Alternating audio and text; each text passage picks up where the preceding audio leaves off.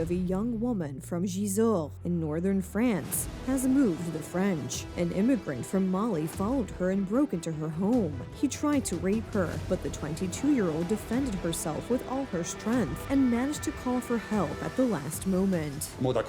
The young woman moved out of her apartment. She now lives with her parents. She is on long-term sick leave from work, has anxiety attacks, and takes medication. This is not surprising, given that young women in France are increasingly being brutally attacked and humiliated by aggressive immigrants from different cultures. Women living in culturally, ethnically, and religiously diverse neighborhoods and cities are finding life increasingly difficult. They cannot leave their homes often. They are harassed on the streets. Men from Arab and Muslim countries whistle at them, accost them on the streets, molest them, and sometimes tragedies occur.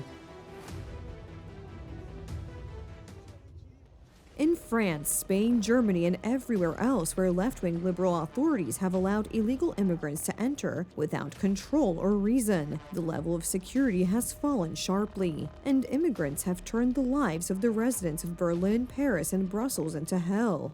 The successive waves of attacks on women across Europe, particularly in France, often by illegal migrants or migrants who do not assimilate, clearly show the failure of this policy, the migration policy, the integration policy. It is mainly young women who fall victim to various types of behavior here.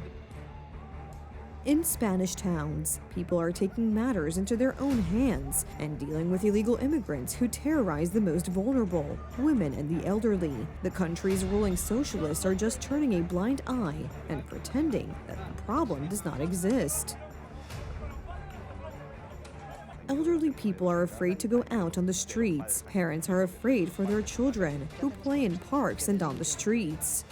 And in countries ruled by left-wing liberal authorities, the police are not pursuing aggressive immigrants, but ordinary people who do not agree with this culturally alien invasion. All this so that this disastrous leftist ideology does not collapse.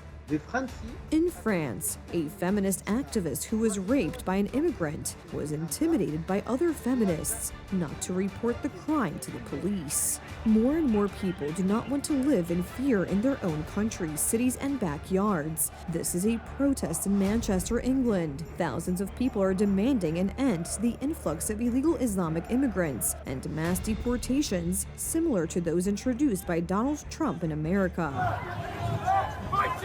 Yes, guys, look at the crowds here. Look at that. Millions of people. Before anyone starts asking why I have the Union Jack around me, it's the same protest in Ireland as it is in England. The same people are trying to replace us. So it doesn't matter where you are, you take part in a protest nearest to you, yeah? Go on, have a great day, people. For many countries, especially in Western Europe, it may already be too late. Millions of immigrants are already there and are forcing their own rules on the streets and in cities. Poles do not want the terrifying scenes taking place on the streets of Berlin, Paris, or Brussels to happen in Poland as well. We are strongly in favor of defending our borders, not letting in illegal immigrants, and limiting all mass migration. Our actions, which we are carrying out at the borders, among other places, are also aimed at protecting our women, that is, our mothers, wives, and daughters, and that is why we cannot give up on this path. At stake is security, which left-wing liberal politicians have already taken away from their compatriots in Western Europe.